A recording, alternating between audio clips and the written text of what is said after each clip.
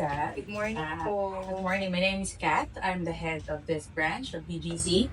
By the way, this is our head stylist, Sir Joff. I'm Elisa from Village People Magazine, beauty writer and beauty influencer. So, syempre kapag beauty po kasi ang ating pinag-uusapan, hindi naman pwedeng face card lang, di ba? Kailangan po yung hair maayos. Nagpakulay ako. Last year pa talaga siya. And aminado ako sa rin ko, hindi ko siya masyadong naalagaan talaga. So, araw-araw ko siya pinaplansya.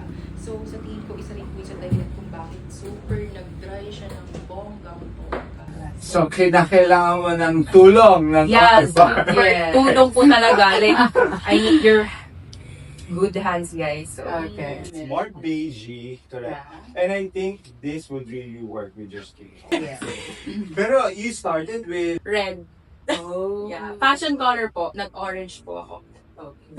Well, that's a good transition. Opo, good That's a transition naman siya. So, parang talaga yung ginawa mong journey. Opo. And Tapos then nag-stop leading po to ako. this. Opo, nag-stop po ako. Naging ganito siya at Nag-start. nalungkot. Okay. Nalungkot pero alam ko mamaya sasaya ako sa result. Okay.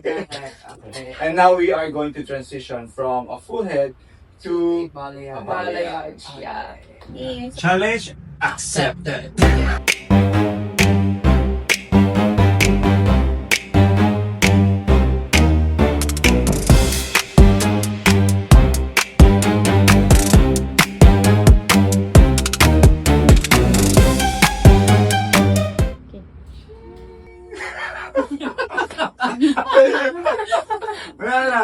Well, Lisa, thank you very much Thank you so talaga much.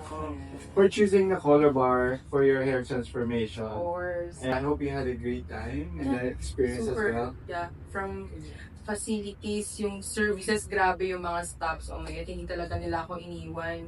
Yes, Yeah. ganun talaga kami. Tulungan talaga sila para sa buhok na to, para ma-achieve yung ganito kaganda. Yeah. So much. Super. Yeah. Thank you! Thank you so much. Thank you.